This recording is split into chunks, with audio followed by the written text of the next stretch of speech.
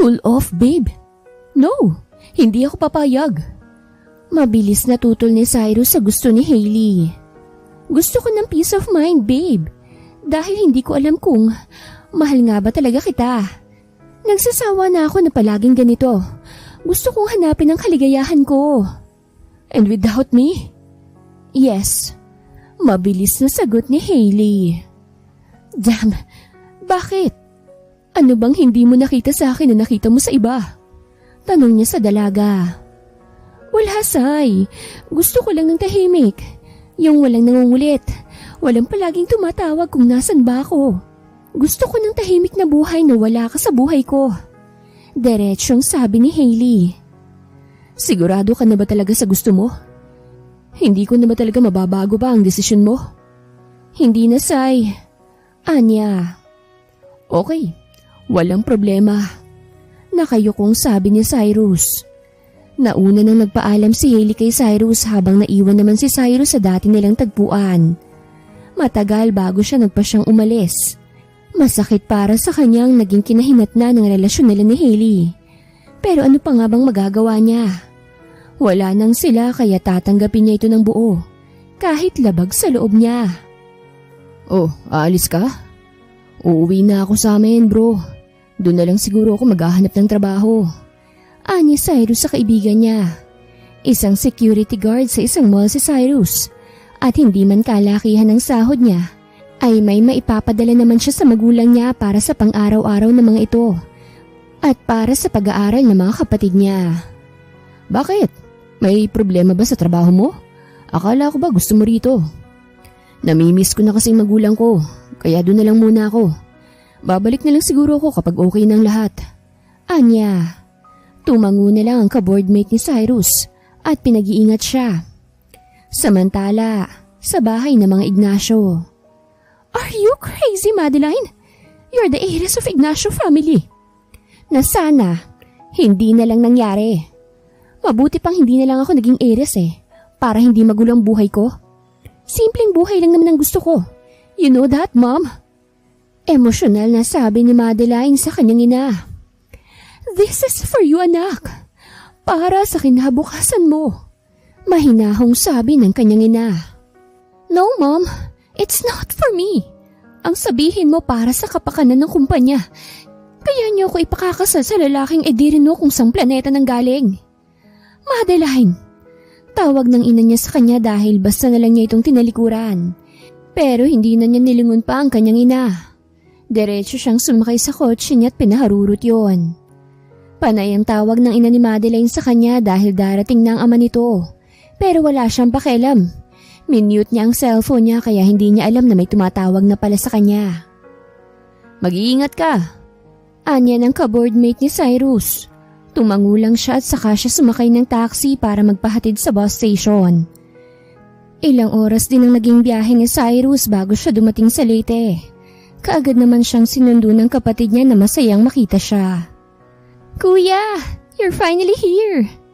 Masayang sabi nito bago niyakap ang kanyang kapatid. Habang kinuha naman ng driver ang dala niyang mga gamit. Akala ko ba hindi ka sasama?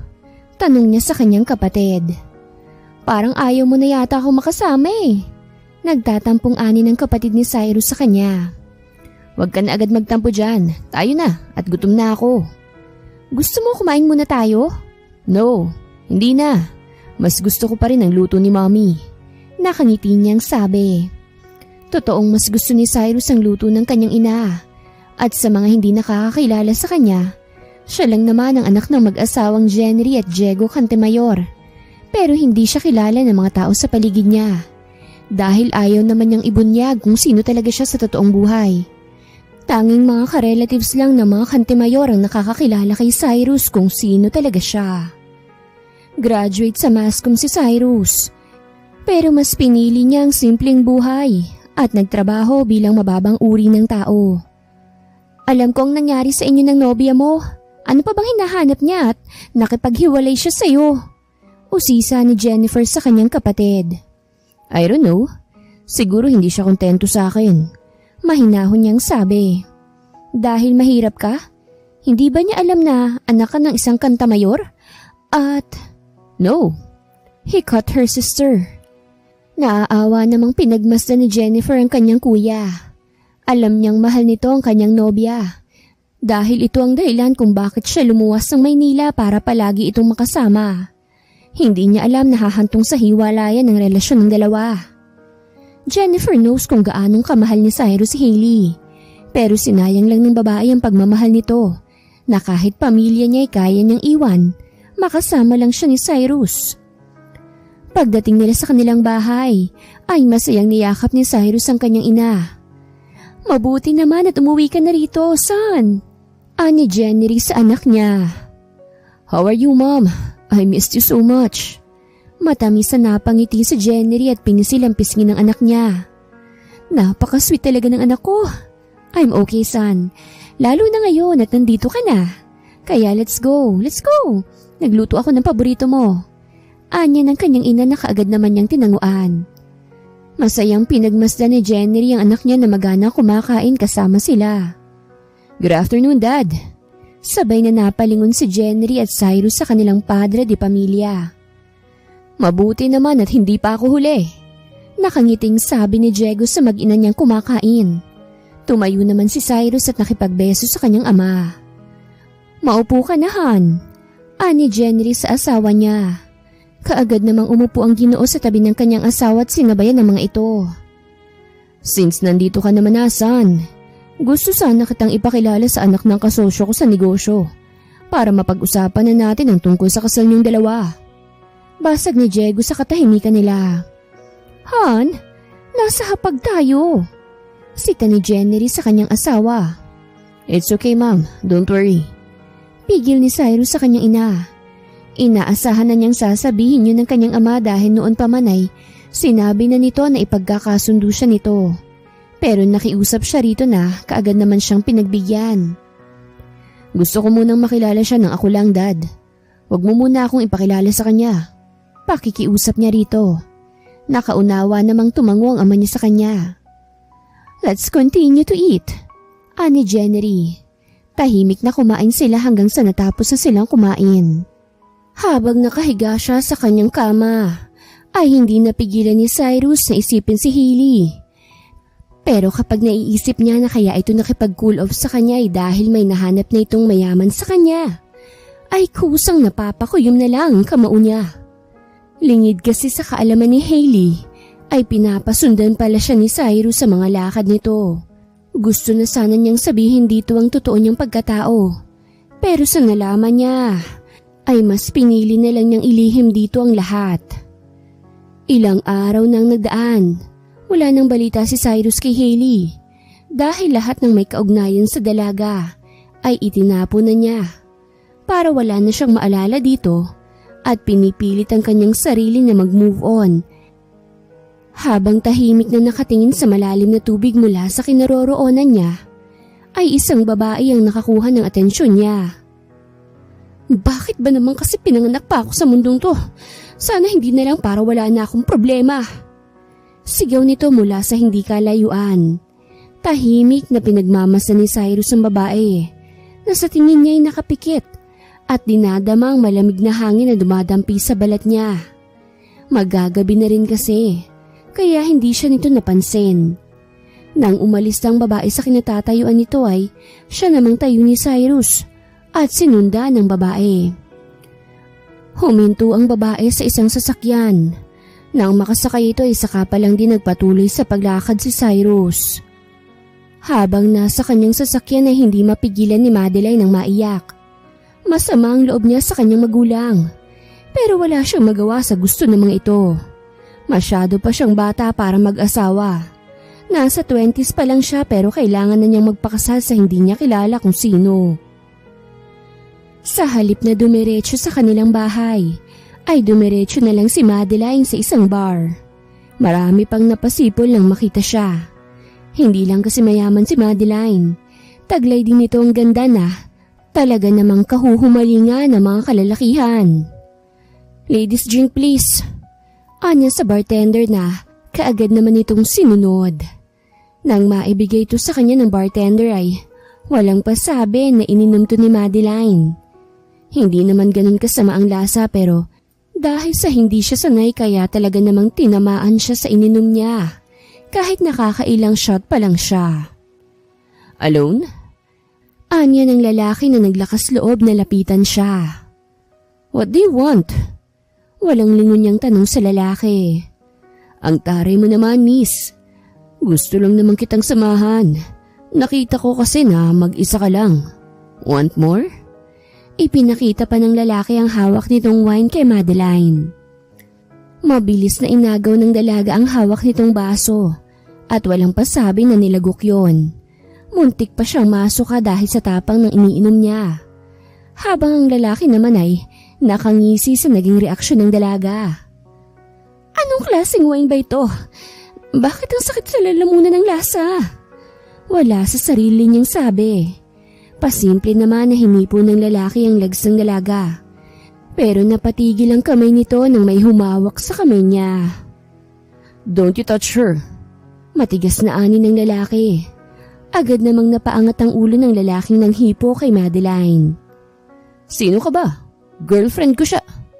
Napatigil ang lalaki ng isang suntok ang dumapo sa mukha nito. Say it again. May diing sabi ng lalaki sa isa pang lalaki. Pero masamang tingin lang ipinukol nito sa kanya.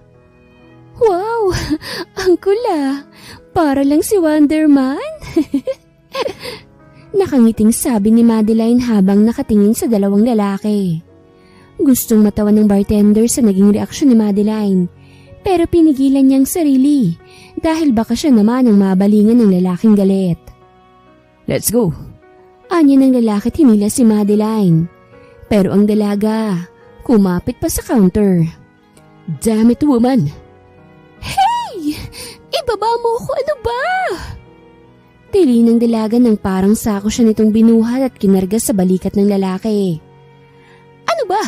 Ibaba mo nga ako. Kahit lasing ay nagawa pa rin ni Madeline ang tumutol sa ginawa ng lalaki. Padarag siyang isinakay ni Cyrus sa kanyang sasakyan. Pero dahil malikot ang dalaga ay muntik pa itong nauntog. Kailan pa nagkaroon ng pader dito? Reklamo nito habang nakahawak siya sa braso ni Cyrus. Aalis na po ba tayo, sir? Tanong ng driver ni Cyrus sa kanya. Let's go. Kaagad na binuhay ng driver ang makina ng sasakyan, habang si Cyrus naman ay panay ang pigil sa kamay ng dalaga na kung saan-saan nalang nagpupunta sa katawan niya. Lasing na talaga si Madeline dahil hindi na nito alam ang ginagawa niya. Sino ka ba talagang lalaki ka, ha? Ang gwapo mo naman. Para kang anghel na bumaba galing sa langit. Sabay singhot nito sa dibdib ni Cyrus. Ang bango. What the heck? Mura kagad ni Cyrus nang sumuka ang dalaga sa mismong dibdib niya. Bahagya namang natawa ang driver kay Cyrus. Gusto mo bang ihinto ko muna ang sasakyan, sir? Anya ng driver niya. Wag na, dumiretso ka na lang na makauwi na tayo kagad. Okay po, sir. Nang makarating sa bahay ng mga Ignacio, ay ang driver lang ang inutusan ni Cyrus para ipakuha ang dalagang natutulog sa sasakyan. Matapos kasi nitong sumuka kay Cyrus, ay kaagad na siyang nakatulog. I can't believe this. Ani Cyrus habang nakatingin sa babaeng tulog na tulog. Matapos malaman ni Cyrus kung sinong babaeng ipinagkasundo ng ama sa kanya, ay kaagad niya itong pinaimbestigahan kung saan ito namamalagi at kung anong ginagawa nito at kung anong mga kabulastugan nito sa buhay. Paboritong tanim na bulaklak, pagkain, at iba pa'y ipinaalam ni Cyrus. Hindi naman sa ayaw niya sa babae. Gusto lang niyang malaman kung anong tunay nitong kulay. Salamat sa paghatid sa kanya, Mr. Cantamayor. Nahihiyang ani ng ama ni Madeline. Kilala na nito si Cyrus dahil ipinakilala na ito ni Diego sa kanya. Ganon din sa asawa niya. Walang anuman ho. Huwag niyo na lang siyang pabayaan na pumunta kung saan. Baka bukas sa makalawa. Mabalitaan niyo na lang na na-rape ng anak niyo at pinatay pa. Makahulugang sabi ni Cyrus sa ama ng dalaga. Thank you sa pag-aalala sa kanya, Mr. Cantamayor. Ako nang bahala sa anak ko. Anya rito bago nagpaalam sa binata. Kinabukasan, pagkagising ni Madeline ay nahilot kagad niya ang ulo niya dahil sa masakit yon. Damn! It hurts! Kaagad na sabi niya pero nang maalala niya kung saan siya kagabi, ay napabalikwas siya ng bangon kahit masakit pa ang ulo niya. Mabuti naman at gising ka na. Mom? Alam mo ba kung anong ginawa mo kagabi? Galit na galit ang iyong ama dahil ipinahiya mo siya sa anak ng kanyang kasosyo sa negosyo. Sermon ng kanyang ina sa kanya. Mom, gutom na ako. Pwede bang wag mo muna akong sermonan? Anya sa kanyang ina. Simula sa araw na ito, hindi ka na pwedeng lumabas ng bahay at hindi ka pwedeng umalis kapag hindi namin nalalaman. Mami! Ikaw ang may gusto nito, Madeline. Kaya wala ka nang magagawa pa. At huwag kang magtatangkang umalis dahil hindi ka makakalabas rito. Maligo ka na dahil nakahanda ng pagkain sa baba. Anya ng kanyang ina bago siya nito tinalikuran. Pagkalabas ng kanyang inay napaiyak sa inis si Madeline. Sa isang iglap ay bigla na lang siyang naging preso sa kanilang bahay dahil na lang din sa kanyang kagagawan. What? Oh my goodness! Sure ka bang bruha ka? Gulat na tanong ng kanyang kaibigan sa kabilang linya. Anong akala mo sa akin, sinungaling? Hey, wala akong sinabi na ganyan. Sama-sama mo talaga. Naninigurado lang ako, okay? Ano, matutulungan mo ba ako? Anya. Hoy, bruha kang talaga. Anong gusto mo magpakamatay ako para lang malabas ka dyan? Alam mo bang muntik nang madamay ang magulang ko nang unang tinulungan kita? Kaya tiisin mo na lang muna dyan. Ani Lenny. Hindi mo na talaga ako mahal kaya kaganyan. Naiiyak niyang sabi sa kaibigan niya. Pero walang epek kay Lenny ang drama ng kaibigan. Hintayin mo na lang na matapos ang parusa mo nang makalabas ka na riyan. O siya sige na. Bye-bye na. Mwah! Napabuntong hininga na lang si Madeline nang mawala ng kaibigan niya sa kabilang linya. Matapos kumain ay bumalik agad si Madeline sa kwarto niya. Habang nakaupo ay nag-iisip siya kung papaanong makakalabas doon. Samantala, sa bahay ng mga kantamayor. Are you sure, kuya? Papayag ka na sa gusto ni Mom at Daddy? Paninigurado ni Jennifer sa kanyang kuya Cyrus. May pagpipilian pa ba ako? Tapos na nila akong pinagbigyan sa gusto ko. At dahil hindi naman nag-work ang gusto ko, sila naman ang pagbibigyan ko. Ani Cyrus sa kapatid niya. Yes! Finally! At kapag kinasal na kayo, bigyan niyo kagad ako ng pamangkin na. At yung magmamana sana sa akin. Walang paligoy-ligoy na sabi ni Jennifer. Natawa na lang ang kanilang magulang dahil parang bata lang na mag-usap ang dalawa. Dahil sa pagpayag ni Cyrus, ay kaagad namang ipinaalam ni Diego sa ama ni Madeline na pag-usapan na nila ang kasal ng kanilang mga anak. Masaya naman ang ama ni Madeline matapos malaman ang balita. Ikakasal ka na sa susunod na buwan, ani Jackie sa anak niya. What? Yes, napagkasunduan na namin at ng magulang na mapapangasawa mo na sa susunod na buwan na ikakasal na kayo. And don't you worry, magiging private ang kasal ng dalawa ayon sa gusto ng mapapangasawa mo. Mommy, bakit naman siyang masusunod? Hello, tayong may karapatan sa kasal dahil akong babae. Hindi sila. Tutol ni Madeline sa gusto ng mapapangasawa niya. Wala na tayong magagawa dahil sila naman ang gagasto sa lahat. Kahit ni piso ay wala tayong gagastusin. Sinalo nila lahat. Natural lang, ma'am, no? Alangan namang tayong gumasto sa kanila. Basta't ihanda mo na ang sarili mo dahil bukas ay pupunta rito ang mapapangasawa mo para samahan kang pumili ng gown na susuotin mo. Ani Jackie sa anak niya bago ito iniwan.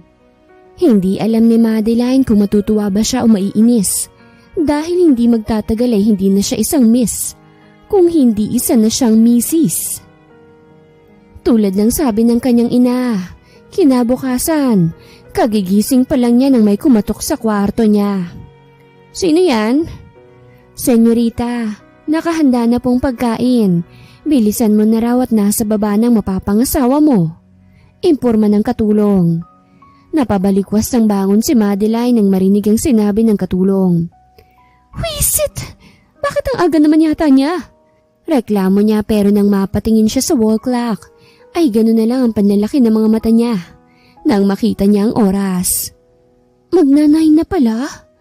Anya habang nakatingala siya sa wall clock. Akala kasi niya'y maaga pa. Lalabas na ako. Walang gana niyang sabi. Tinanggap na ni Madeline na hindi na siya makakawala sa gusto ng magulang niya. Kaya't sisimula na lang din niyang tanggapin kung sino man ang mapapangasawa niya. Sana nga lang ay gwapo ito at hindi baduy. Hate niya kasi sa lalaki ang baduy manamit.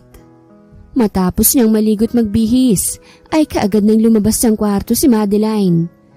Nagsuot ng hanggang tuhod na dress ng dalaga, habang nakatali naman ang kulot at mahaba niyang buhok. Dumiretso na sa kusina si Madeline. Hindi pa man siya nakararating dun ay dinig na niyang tawanan sa kusina. Tuloy ay na-curious siya kung ano ba talagang mukha ng mapapangasawa niya. Mabuti naman at nandito ka na. Maupo ka na. Hindi ka na namin hinintay dahil baka nagugutom na ang ating bisita. Anya ng kanyang ama. Umupo sa upuan si Madeline na hindi tinitignan ng lalaking katabi. Kaagad na siyang nagsandok ng kanin at kumuha ng ulam. At walang pakialam siyang kumain. Sa kakamadali ni Madeline, ay muntik pa siyang mabulunan. Here, be careful next time. Ani Cyrus sa dalaga. Kaagad namang nag-init ang pisngi ni Madeline dahil sa hiya. Walang alinlangan niyang kinuhang ibinigay nitong tubig at kaagad na ininom. Gumaan naman ang paghinga niya matapos makainom ng tubig. Nang mag-angat siya ng tingin, ay siya namang tingin ni Cyrus sa kanya, kaya't nagsalubong ang tingin nilang dalawa. Sandaling natigilan si Madeline habang nakatingin sa lalaking katabi. Hindi siya makapaniwalang isang tunay na anghel ang nasa harapan niya. Sa gwapo ni Cyrus ay walang babaeng hindi mabibighani dito. Tikim ng kanyang amang nagpabalik sa kanya sa wisyo. Nahihiyang nagbaba siya ng tingin dahil hindi niya kayang salubungin ang tingin ng kanyang ama. Unang pagkakataon kasi nang na-attract siya sa isang lalaki at kay Cyrus lang yun nangyari. Matapos kumain ay kaagad nang nagpaalam si Madeline sa kanyang ina. Pipili lang naman sila ng damit nila pero bakit kailangan pa siyang isama? Ikaw ang pipili sa susuotin mong damit. Kaya kita isinama. Kaagad na sabi ni Cyrus na parang nababasa ang iniisip ni Madeline. Nagtaka naman ng dalaga kung bakit alam ni Cyrus ang iniisip niya. Pagdating nila sa butik, ay kaagad na pumili ng damit si Madeline. Mahilig sa fashion ng dalaga, kaya't alam niya kung anong damit na babagay sa kanya. Simpleng damit pangkasal pero napakagandang tignan ng malambot na tila ay parang sumasayaw sa balat ng dalaga. Simpleng kasal lang ang gaganapin sa dalawa at sa pagmamay-aring hotel nila Cyrus idaraos ang kanilang kasal. Okay ka na ba na ikakasal ka sa akin? Tanong ng binata kay Madeline habang nasa biyahe sila. Anong ibig mong sabihin? Balik na tanong ni Madeline sa binata. Para kasing may gustong sabihin ng lalaki sa kanya. I know na napilitan ka lang na ikasal sa akin. Parehas lang tayong dalawa. Napilitan lang din ako na ikasal sa'yo. Narinig ko lahat ng sinabi mo ng gabing yun. Kung natatandaan mo pa doon sa bridge, sumisigaw ka dahil hindi mo gustong ikasal sa taong hindi mo kilala. Ngayong nandito na ako. Pwede mong sabihin sa akin kung ayaw mong ituloy ang kasal. Wala namang problema sa akin. Ewan ko lang sa'yo. Parang walang pakialam na sabi ni Cyrus habang nasa daan ang tingin niya. Hindi nakaimik si Madeline. Tahimik lang siyang nakatingin sa labas ng kotse dahil wala siyang masabi sa sinabi ng binata. Hindi niya alam na nandun pala siya sa bridge na yon ng gabing inilabas niya ang sama ng loob niya sa kanyang magulang. Hindi ka pa ba lalabas? Agad na nagising sa malalim na pag-isip si Madeline nang makita ang lalaki sa harapan niya na siyang nagbukas ng pinto para makalabas siya. Salamat, mahinang sabi niya. Sakto lang na marinig siya ng lalaki. Dumiretso na si Madeline sa kanyang kwarto. At doon, ibinuhos niya ang hiyang nararamdaman niya. Ilang ulit na ba siyang natutulala dahil lang sa lalaking yun? Mabilis na lumipas sa mga araw at naging buwan. Nakaharap na sa salamin si Madeline habang suot ang pinili niyang damit para sa araw na yon. Halos hindi niya makilala ang sarili. Ang kulot niyang buhok at ang simpleng makeup niya ang lalong nagpalabas sa tunay niyang ganda. Nauna ang magulang ni Madeline kaya siya na lang ang naiwan at ang driver niya. Sakay sa isang limousine ay binaybay nilang daan patungo sa hotel na pagmamay-ari nila Cyrus. Mula sa kinatatayuan ni Cyrus, ay mahinang napatili si Jennifer nang makita ang bride ng kuya niya. Ang ganda! Parang Diyos na bumaba mula sa langit ang bride mo, kuya. Mahina niyang ani sa kapatid. Yeah, she's really a goddess. Ani Cyrus habang nakatingin sa bride niya. Mabilis namang umalis si Jennifer sa kinatatayuan niya dahil paparating na ang bride ng kanyang kuya. Matapos makarating sa kinaroroonan ni Cyrus, ay kaagad nang inumpisahan ng kasal ng dalawa. Mabilis lang din natapos ang seremonyas ng kasal. And now, I pronounce you husband and wife. You may now kiss the bride. Anunsyo ng judge. Kaagad naman na naglapat ang labi ng dalawa. Saglit lang yun pero nagdulot yun ng hiya kay Madeline. Kaagad nang nagpalakpakan ng mga piling bisita kasama ng magulang ng dalawa. Matapos ang kasal, kasama ang piling bisita ay kaagad na nagtungo sa reception ng mga ito para kumain.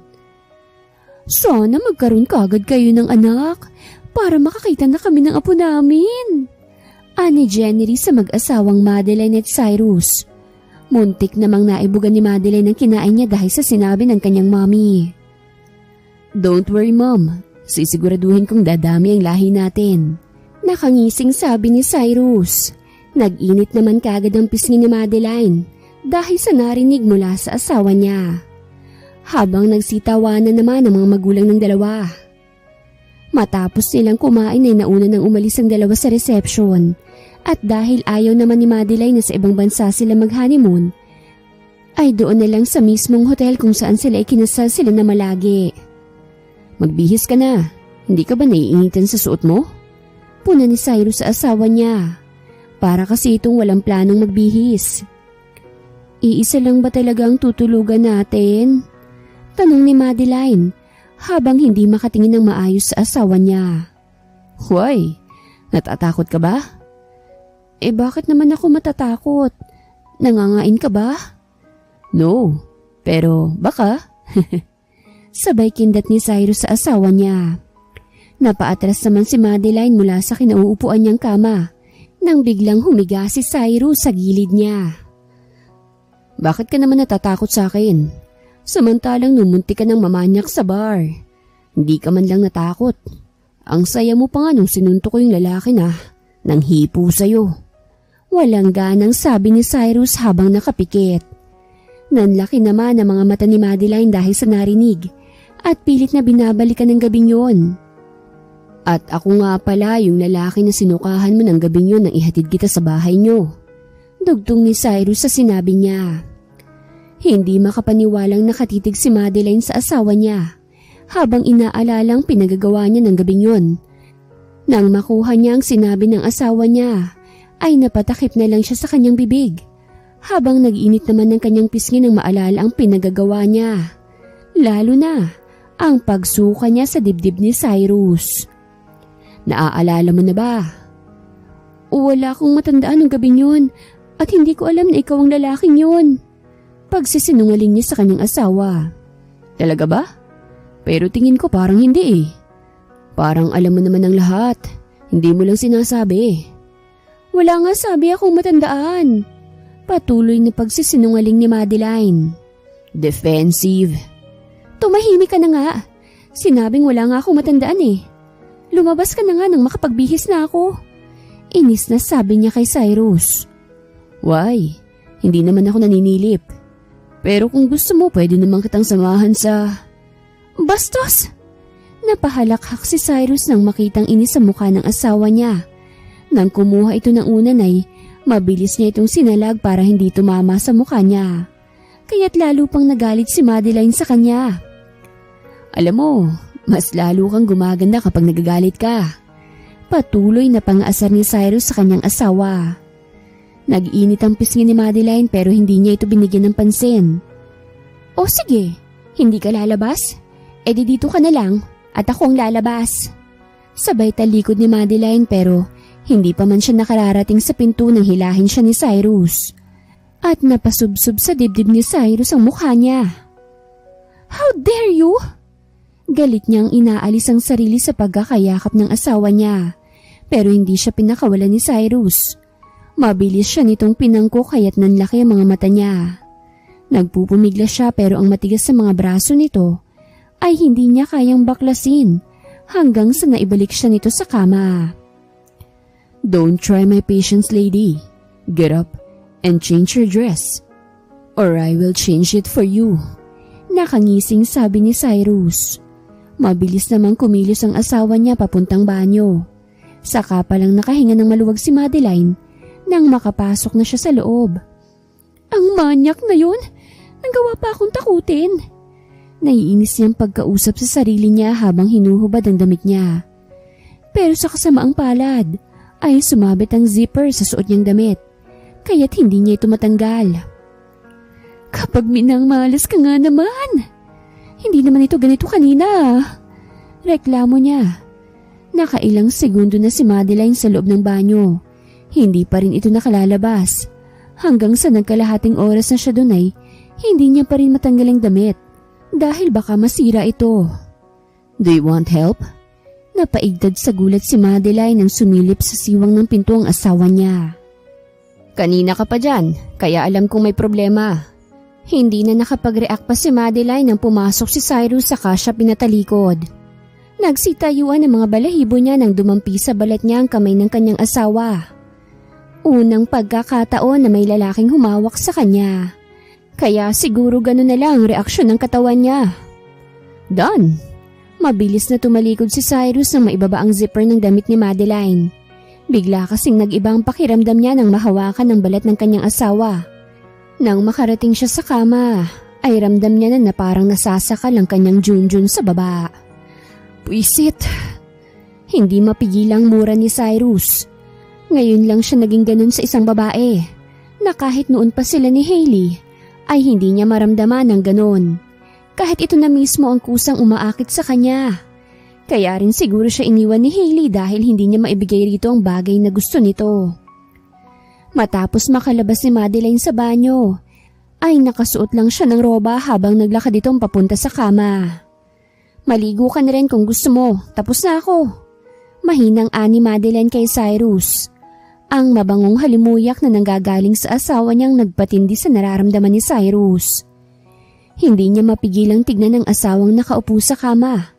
Nakatalikod ito sa kanya at parang walang ibang tao na kasama.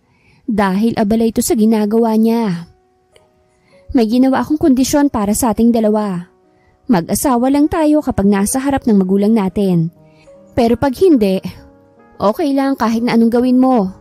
Bawal ka ring tumabi sa akin matulog, kaya dun ka sa sofa matutulog at dito ako sa kama. Bawal mo rin akong hawakan at bawal mo akong tawagin ng kahit na ano maliban lang sa Madeline. Hindi alam ni Madeline kung saan nga ba niya nakuhang lakas ng loob para sabihin yun kay Cyrus. I will call you sa kahit na anong gusto kong pangalan at hindi mo ako pwedeng diktahan sa gusto kong gawin. Lalo na sa'yo dahil asawa kita. At nangako pa ako kila mami na gagawa tayo ng maraming anak at... Enough! Hindi mo pwedeng gawin yan! Kaagad na putol ni Madeline kay Cyrus. Oh really? Paano kung gagawin ko, ha? Biglang napaatras ang asawa niya dahil sa biglaang pagbangon ni Cyrus. Unti-unti itong lumapit sa kanya kaya panay ang atras niya. Hanggang sa muntik na siyang mahulog sa kama. Mabuti na lang at mabilis siyang nahilan ni Cyrus. Kaya wala sa sariling napayakap siya rito. Mas lalo pang nag-ibang pakiramdam ni Cyrus nang maamoy niya ang mabangong buhok ng asawa niya. Kaya hindi niya napigilan na idampi ang labi niya sa buhok nito. Hindi naman nakagalaw si Madeline dahil sa ginawa niya. Nang ilayo siya ni Cyrus sa katawan niya, ay namumungay ang mga mata nito na nakatingin sa kanya. Anong ginagawa mo? Natatarantang sabi ni Madeline. Nang unti-unting ilapit ni Cyrus ang mukha niya sa kanyang asawa. Napapikit na lang si Madeline habang hinihintay ang gagawin ni Cyrus. Isang matamis na ngiti naman ang sumilay sa labi niya bago idampi ang labi niya sa noo ng kanyang asawa. Magbihis ka na ng damit. Baka hindi na ako makapagpigil at may magawa na ako sa'yo. Mahina niyang sabi rito bago niya ito tinalikuran. Damn it! Mahinang mura ni Cyrus habang nagsasarili sa loob ng banyo. Kasabay ng lagaslas ng malamig na tubig ang mahinang ungol niya habang minamanyak sa isipan niya ang kanyang asawa. At matapos makaraos ay saka pa lang siya tuluyang naligo. Ilang araw pang lumipas dahil sa honeymoon umano ng dalawa ay hindi nakapasok sa opisina si Cyrus. Kaya't pumunta na lang sila sa kung saan na gusto nilang puntahan. At iyon ang naging honeymoon nila. Gutom ka na? Nakaluto na ako. Ani Cyrus sa kanyang asawa. Sa ilang araw na magkasama silang palagi, ay unti-unti nang napapalapit ang loob niya kay Madeline. Sino ba naman kasi ang hindi magkakagusto sa isang Madeline Ignacio? Sa pagiging simple nito at mabait ay malabong hindi siya dito magkakagusto. Sandali lang, tatapusin ko lang to. Ani Madeline habang nakaharap sa kanyang laptop. Gusto mo bang tulungan na kita? Hindi, malapit naman na itong matapos. Habang hindi niya tinitignan ng asawa niya sa likod, ay naiinip na si Cyrus sa kakahintay sa asawa niya. Kaya't mabilis niyang inagaw dito ang laptop at ito nang tumapos sa ginagawa niyang trabaho. Napamaang na lang si Madeline habang nakatingin sa kanyang asawa na siyang nagkakalikot sa kanyang laptop. Hindi magawang tignan ni Madeline ang kanyang asawa mula sa maputi nitong balat hanggang sa gwapo nitong mukha. Katamtaman lang ang kapal ng kilay, matangos na ilong, maninipis na labi na animoy isang babae. Masasabi niyang sobrang gwapo talaga nito. I know that I'm handsome. Walang lingon na sabi ni Cyrus sa asawa niya. Nanlaki naman ang mga mata ni Madeline at nahihiyang nag-iwas ng tingin kay Cyrus. Bago pa siya nito mahuli na namumula ang pisngi niya dahil sa hiya. Bakit naman kasi tinititigan mo pa siya? Paninisi ng isip niya. Kaagad niyang ipinilig ang kanyang ulo dahil sa naisip. Done! Let's go! Nagugutom na ako. Ani Cyrus. Tiniklop na nito ang laptop ng asawa at hinila na ito sa kamay papasok sa dining area. Nagpatangay si Madeline sa paghila ng asawa niya. At nang makarating sila sa dining, ay ipinaghila siya ni Cyrus ng upuan. Saka ito umupo sa tapat niya. Ako na! Agaw ni Madeline sa plato na may laman na kanin. Hinayaan naman siya ni Cyrus na siya nang magsandok sa kanyang kanin.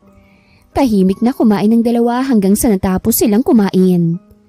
Nagpresenta si Madeline na siya nang maghuhugas ng pinagkainan nila. Pero ayaw ni Cyrus. Kaya't ang ending, siya nang nakaupo habang si Cyrus naman ang naghuhugas. Para siyang isang prinsesa na nakaupo lang habang pinagsisilbihan siya ng kanyang prinsipe. Matulin pang lumipas sa mga araw, hanggang sa hindi na malaya ni Madeline na ang paghangang nararamdaman niya sa kanyang asawa ay naging pagmamahal na. Pagmamahal na ikinahiya niyang aminin. Dahil takot siya na baka masaktan lang siya. Ni minsan ay hindi pa nagmahal si Madeline. Kaya't hanggat maaari ay ayaw niya na munang magmahal. Pero sa asawa niya ay hindi niya talaga naiwasang mahalin to. Lalo pat sobrang maalaga to sa kanya. Takot siyang aminin dito ang nararamdaman niya dahil baka masaktan lang siya sa huli. Are you okay?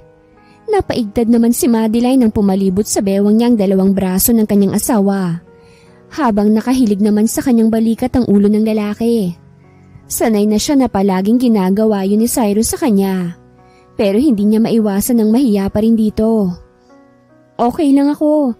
May iniisip lang. Anya. Ano ba yun? Baka may maitulong ako sa'yo. Sabay singhot nito sa buhok niya. Wala lang yun. Wala namang kwenta yung iniisip ko eh. Palusot pa niya. Kaagad naman na pinaharap siya ni Cyrus sa kanya. Saka inilagay sa tenga niya ang takas niyang buhok. I'm your husband, love. And you're my wife. Kaya kung ano man ang bumabagabag sa'yo, sabihin mo sa akin. Ani Cyrus at pilit na hinuhuli ang tingin niya. Pero malikot ang mga mata ni Madeline.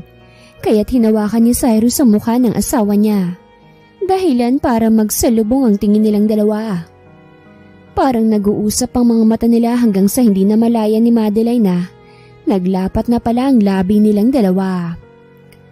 Kusang iniyakap ni Madeline ang dalawang kamay sa leeg ni Cyrus, habang si Cyrus naman ay kinabig ang bewang ng kanyang asawa.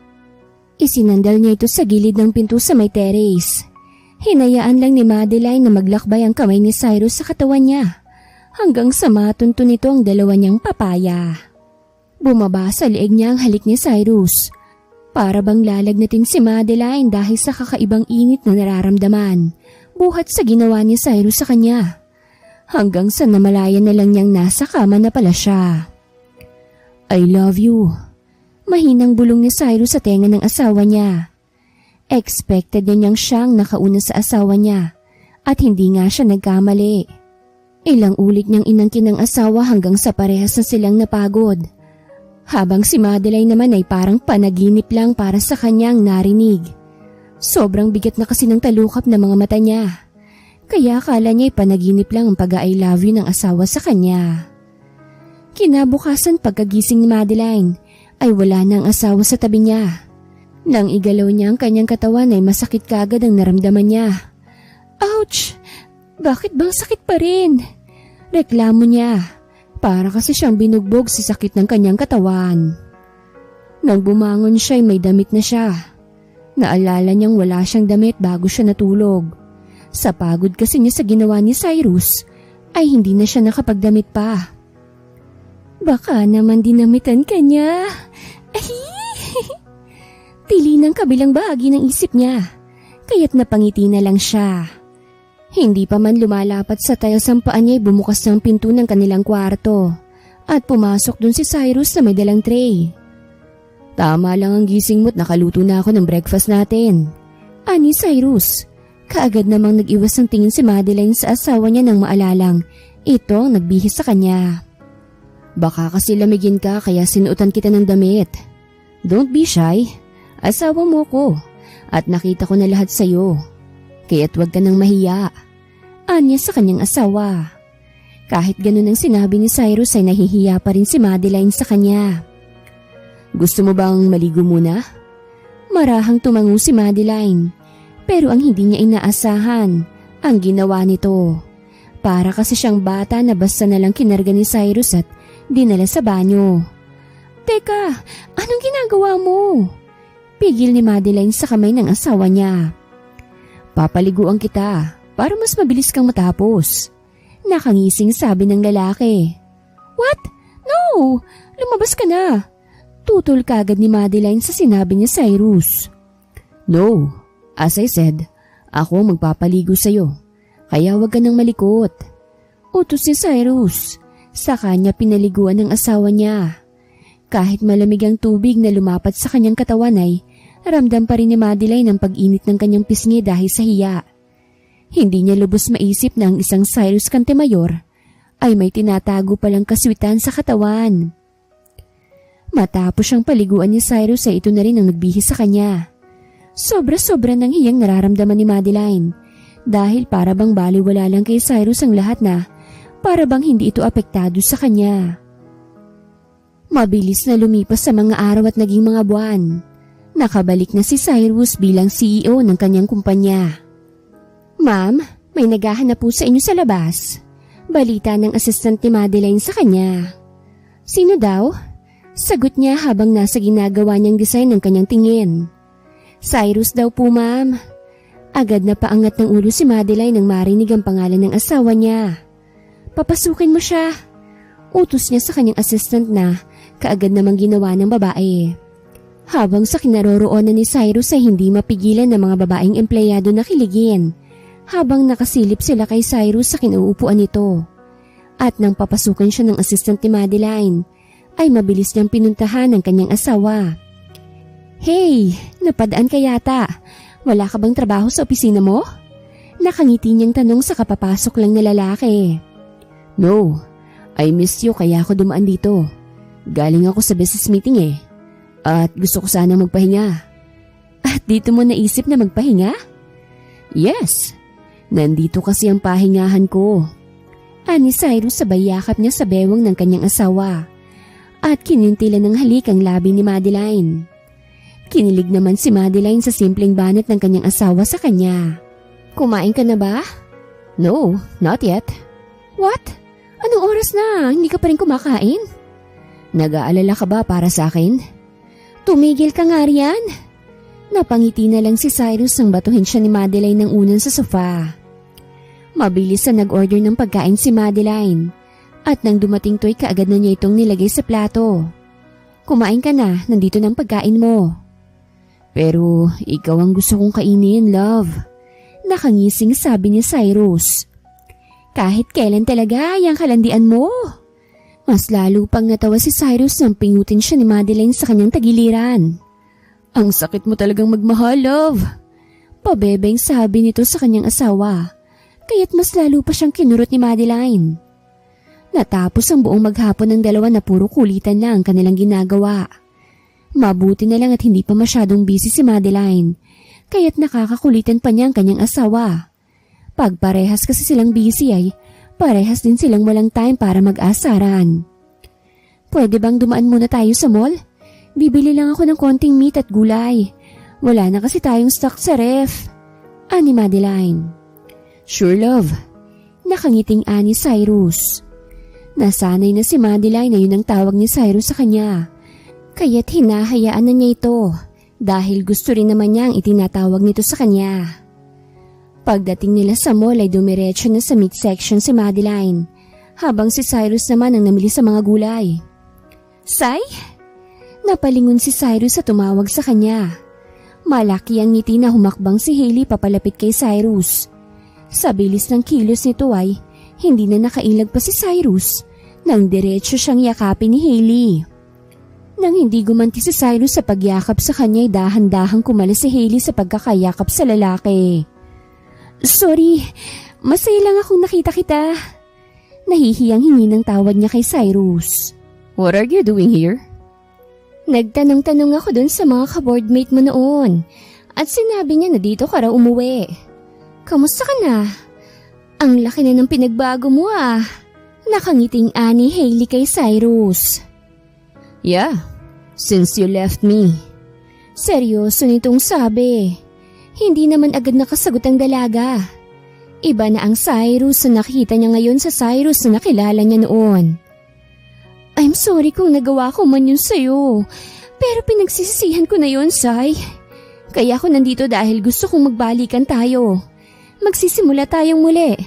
I promise na babawi ako sa'yo, Sai.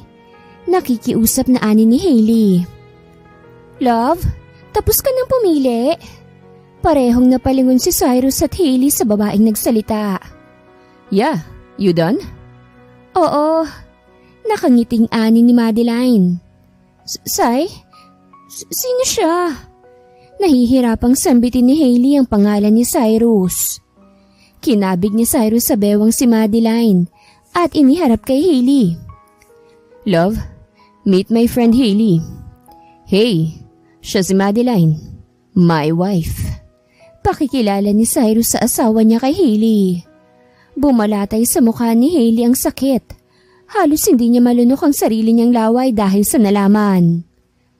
Hi Hailey, nice to meet you. Nakangiting nakipagkamay si Madeline kay Hailey. Kahit ayaw niyang tanggapin ay napilitan si Hailey na makipagkamay sa babae. Love, bakit hindi mo siya yayain kumain muna? Ani Madeline kay Cyrus. No, I mean wag na. Busog pa naman ako eh. Sa susunod na lang. Kaagad natanggi ni Hailey. Ayaw niyang mas maramdaman pa ang sakit habang kasama ang dalawa.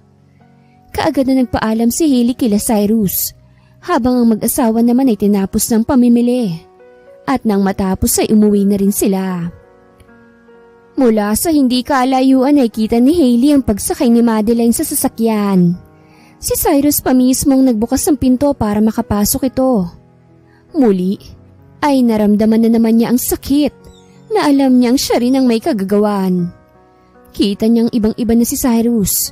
Parang hindi na itong ordinaryong tao sa tingin niya. Ilang araw pang lumipas. Habang tumatagal ay mas naging agresibo si Hailey na makuhang muli ang loob ni Cyrus. Lalo na nang malaman niya na isa palang anak mayaman ng dati niyang boyfriend. Nagsisisi siya kung bakit pa siya nakipaghiwalay rito. Ang buong akala kasi niya mahirap lang ang lalaki. At sa klase ng trabaho nito ay hindi kakasya sa kanilang kakarampot na sahod ni Cyrus. Dahil may magulang at kapatid pa itong binubuhay. Sai, can we talk please? Tulad ng unay hinintay na ni Hailey ang pagpasok ni Cyrus sa kumpanya. Let me go dahil malilate na ako sa meeting ko. Mahinahong sabi ni Cyrus. Sai, please, kahit saglit lang mag-usap tayo please. Alam ko namang galit ka sa akin dahil sa ginawa ko sa iyo pero hindi ako naniniwala na wala ka ng pagmamahal sa akin, Sai. Please sabihin mo na mahal mo pa rin ako. Hindi ko kayang mawala ka. Hindi ko kayang mawala ka sa akin ng tuluyan, Cyrus. Umiiyak na sabi ni Hailey kay Cyrus.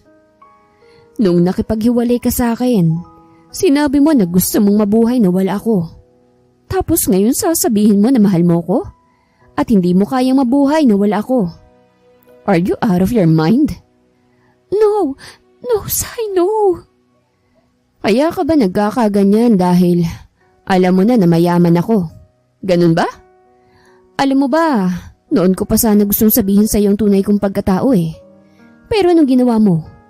Pinagtaksilan mo ko. May cool off ka pang nalalaman? Alam ko nang totoo kung bakit ka nakipaghiwalay sa akin, Hailey. At ngayon natahimik na ang buhay ko kasamang asawa ko. Guguluhin mo ko. I'm sorry pero hindi na kita mahal. Dahil mas mahal ko na ngayon ang asawa ko na higit pa sa pagmamahal ko noon sa'yo. Diretsyong sabi ni Cyrus. No! Sai, please! Kahit gawin mo na lang akong kabit mo, okay lang. Basta, bumalik ka lang sa akin. Hindi ako makikialam kung saan ka matutulog at kung kailan mo ako pupuntahan. Basta't bumalik ka lang sa akin. Alam kong mahal mo ako. Ayaw mo lang sabihin at patutunayan ko yan sa'yo. Huli na nang makita ni Cyrus ang asawa niyang nakatingin pala ito sa kanila. At napatakip na lang ng kamay nito sa kanyang bibig. Malakas na itulak ni Cyrus si Hailey dahil tumakbo ang asawa niya palayo sa kanila. Love! Madeline! Napasigaw si Cyrus nang muntik nang mabundol ng isang kotse ang asawa niya habang tumatawid to sa kalsada. Para po! Mabilis na sumakay sa taxi si Madeline nang huminto ang taxi sa tapat niya. Nahuli na nang dating si Cyrus dahil mabilis na humarurot ang taxi kung saan nakasakay ang asawa niya. Hindi makatingin ng diretsyo si Hailey kay Cyrus dahil sa nangyari. Kung nakamamatay lang ang tingin ay siguradong nakahandusay na siya ngayon sa kinatatayuan niya. Umalis ka na! Dahil baka kung ano pang magawa ko sa'yo kapag nakita ko pa yung pagmumukha mo rito sa kumpanya ko. At sa susunod na bumalik ka pa rito, sisiguraduhin ko na may kalalagyan ka na. Galit na sabi ni Cyrus. Dahil late na siya sa meeting niya ay umuwi na lang si Cyrus sa bahay nila para kausapin ang asawa niya. Pero pagdating niya ron ay gano'n na lang ang panlulumo niya nang wala na ang ibang gamit ng kanyang asawa. Damn! Where is she? Kaagad na tinawagan ni Cyrus ang magulang ng asawa niya para alamin kung nandun ba si Madeline. Pero nagtataka rin ng mga ito kung bakit naglayas si Madeline. Wiset! Naibato na lang ni Cyrus ang cellphone niya dahil kahit number ni Madeline ay hindi na niya makontak. Ano ba kasing ginawa mo't nilayasan ka ni Madeline, kuya? Nag-aalala ring tanong ni Jennifer sa kanyang kapatid. Wala akong ginawa sa kanya. Nakita niya lang na hinalikan ako ni Hailey. Yun lang. What? Hailey? You mean na dito sa Leyte si Hailey? Yes. Para sana makipagbalikan sa akin. Ano? Nasisiraan na ba siya ng bait? Alam ba niyang may asawa ka na? Of course. Walang hiyang babaeng yun. Kapag nakita ko talaga siya, sisiguraduhin kong kakalbuhin ko siya. Banta ni Jennifer na animoy si Cyrus ang kaaway niya. Anong plano mo ngayon? Hindi natin alam kung nasa ang asawa mo. Hahanapin ko siya. Tapatin mo nga ako, kuya. Mahal mo ba talaga si Madeline? Of course. Hindi naman ako magpapakasal sa kanya kung hindi. Ay, talaga kuya? Ganun mo ba siya kamahal? Kinikilig na tanong ni Jennifer. Stop asking, Jen. Di ka na nakakatulong. Inis nang sabi ni Cyrus. Agad namang natahimik si Jennifer sa kabilang linya. Okay, asking lang naman. Ani Jennifer. Pinatay ni Cyrus ang cellphone dahil alam niyang walang alam ang kapatid niya kung nasan ngayon si Madeline. Mabilis pang lumipas ang panahon. 1 buwan na mula nang umalis si Madeline. Kahit ang magulang ng asawa ni Cyrus ay walang alam kung nasan ba si Madeline. Wala ka na bang ibang gagawin kung hindi ang uminom, ha, Cyrus? Bulyaw ni Jenny sa kanyang panganay nang maabutan niya ito sa kanilang bahay. She left me, Mom. Hindi man lang niya ako hinayaang magpaliwanag sa kanya. Lasing na ani ni Cyrus sa kanyang ina. Papaano mo siyang mahahanap kung nandito ka lang at nagmumukmuk sa bahay niyo? Kumilos ka naman. Kung talagang mahal mo siya, huwag mong hayaan na mawala siya sa iyo ng lubusan nang dahil lang sa walang kwentang babaeng yon. Bulyaw ni Jenny. Pati siya'y galit sa sinasabing babae. Hindi pa niya nakikita si Hailey pero kahit siya ay ayaw niya sa babaeng sinasabi ng anak niya. Matulin pang lumipas sa mga araw at naging mga buwan. 3 buwan na mula nang hindi makita ni Cyrus ang asawa niya. Pati mga empleyado niya sa kumpanya ay napapagalitan niya kahit maliit lang ang dahilan. Maaga pa mainit na naman ang ulo mo. Chillax ka lang. Ani Jennifer. Sinamaan naman to ni Cyrus ang tingin pero tumawa lang ang kapatid niya. Ang init talaga ng ulo mo. Baka ma-high blood ka na niyan, ha? What do you want? Seryosong tanong ni Cyrus sa kanyang kapatid. Hulaan mo kung anong dahilan ng pagpunta ko rito. Nakangiting ani Jennifer. Wala ako sa mood makipagbiruan sa'yo, Jennifer. Kaya't sabihin mo na kung anong kailangan mo. Kuya? Get out! Taboy niya sa kanyang kapatid. What? No! Kung papaalisin mo ko ngayon, siguradong hindi mo malalaman kung nasan si Madeline. Agad na pataas ng tingin si Cyrus nang marinig ang pangalan ng asawa niya. What did you say again? Napatayo na si Cyrus habang masamang tingin ang ipinukol sa kanyang kapatid. Oh, bakit parang papatayin mo na ako sa sama ng tingin mo sa akin? Fine. Where is she now? Akala ko ba hindi mo narinig ang sinabi ko? Jennifer, ano ba? Okay. Sasabihin ko sa'yo kung nasan ang asawa mo. Pero wag mong sasabihin na akong nagsabi kung nasan siya. Nag-aalangang sabi ni Jennifer. What? You mean matagal mo nang alam kung nasan ang asawa ko? Seryosong tanong ni Cyrus. Napapisain si Jennifer sa kuya Cyrus niya, habang madilim naman ang mukha ng lalaki na nakatingin sa kanyang kapatid. Sorry na, kuya. Nakiusap kasi siya na wag sabihin kung nasan siya eh. Pero kasi naawa na ako sa'yo at sa kanya, kaya pinuntahan na kita rito. Anong ibig mong sabihin na naawa ka sa kanya? May nangyari ba sa kanya na hindi maganda? Nag-aalalang tanong ni Cyrus kay Jennifer. Kuya, relax lang, okay? Okay lang siya. Ibibigay ko na sa yung address niya at puntahan mo kagad siya. Dahil ngayon kanya mas kailangan. Makahulog ang ani ni Jennifer sa kuya niya. Matapos makuha ni Cyrus ang address kung nasan ang asawa niya, ay kaagad na ipinakansela niya lahat ng schedules niya sa araw na yon. Walang sinayang na oras si Cyrus.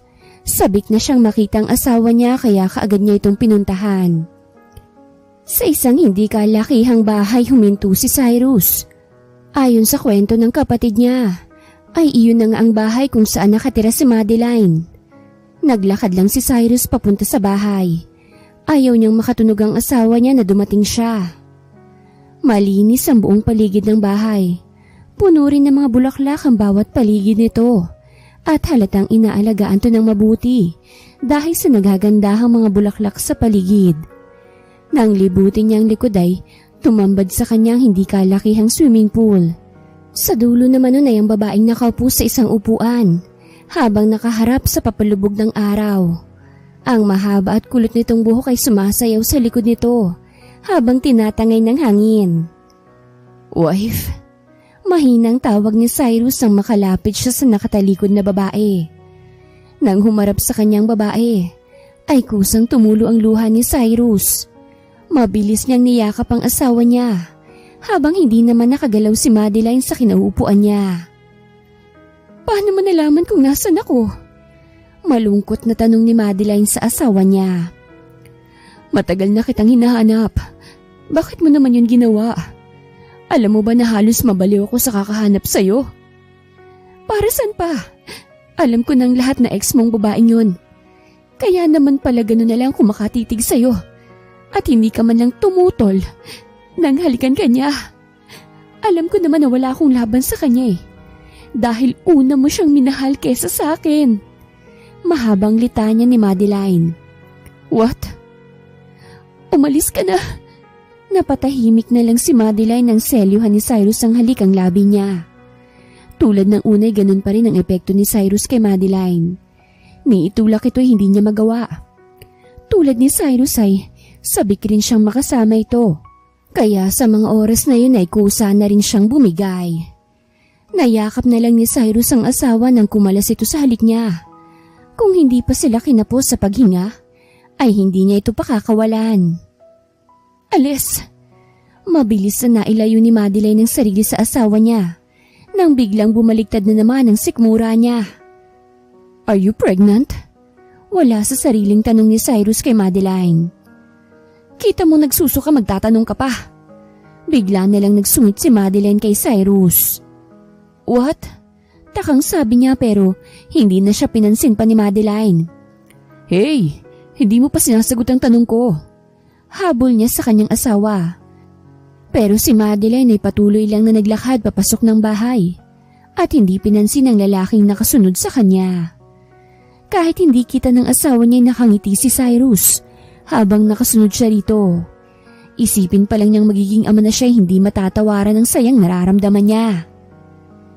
Medyo malayo ang kinaroroonan ni Madeline pero hindi yun hadlang kay Cyrus para makita ang asawa niya. At ngayon ngang nakita na niya ito, ay hindi na niya ito hahayaang mawala pa sa paningin niya. Lalo pat buntis ito sa anak nila. "Gusto ko yung hilaw na pinya. Balatan mo ako." Sabay turo ni Madeline sa pinya na nakalagay sa isang basket. "Hindi ba yan nakakapaso ng dila, love?" Nag-aalalang ani ni Cyrus. "Bakit? Ikaw bang pakakainin ko? Kung ayaw mo idiwag." Mabilis na dinampot ni Madeline ng kutsilyo para sana balatan ng pinya. Pero mabilis tong naagaw ni Cyrus sa kanya. "Ako na, nagtatanong lang naman." Anya, "Ganito pala kapag buntis. Ang sungit." Mahina niyang ani. "May sinasabi ka ba, Cyrus?" Pati pangalan ng lalaki ay parang pinanggigigilan din ni Madeline. "No, love. Ang sabi ko ang ganda mong buntis." Nakangiti niyang anya. Pero sinamaan lang siya ni Madeline ng tingin. "Huwag mo akong bulahin at hindi mo ako madadali riyan." Napakamot sa kanyang ulo si Cyrus dahil hindi niya alam kung paano paaamuhin ng asawa niya. Matapos kumain ng pineapple ay bumalik na naman sa normal ang mood ni Madeline. Sinamantala ni Cyrus ang pagkakataon para mayakap ang asawa niya. Saka pa niya ikinuwento dito ang lahat tungkol kay Hailey. "Nakikinig ka pa ba, love?" Nakailang tanong pa si Cyrus nang wala siyang nakuhang sagot sa asawa niya. Sinilip niya ito.